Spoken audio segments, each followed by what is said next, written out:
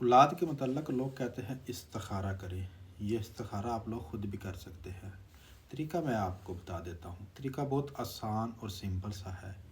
آپ نے باوضو ہو کر قرآن پاک ہاتھ میں رکھ لینا ہے۔ قرآن پاک آپ نے ہاتھ میں لے لینا ہے، باوضو ہو کر قبلہ رخ آپ نے ہونا ہے۔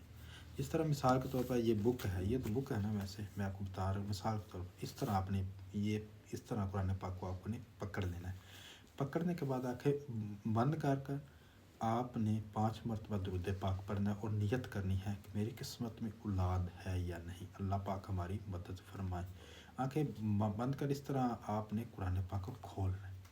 رائٹ سائڈ پر اس طرح دائیں سائڈ پر اوپر والی آپ نے 5 لائنیں چھوڑ کر جو نیچے ہو چھٹی لائن ہوگی نا، اس کا آپ نے ترجمہ پڑھنا ہے۔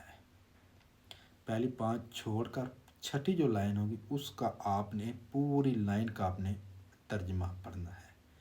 1 یا 2 یا 3 لائنیں لازمی آپ نے وہ ترجمہ پڑھنا ہے۔ اس کا پھر اگر آپ کو سمجھ نہ آئے تو مجھے آپ نے واٹس ایپ کرنا ہے۔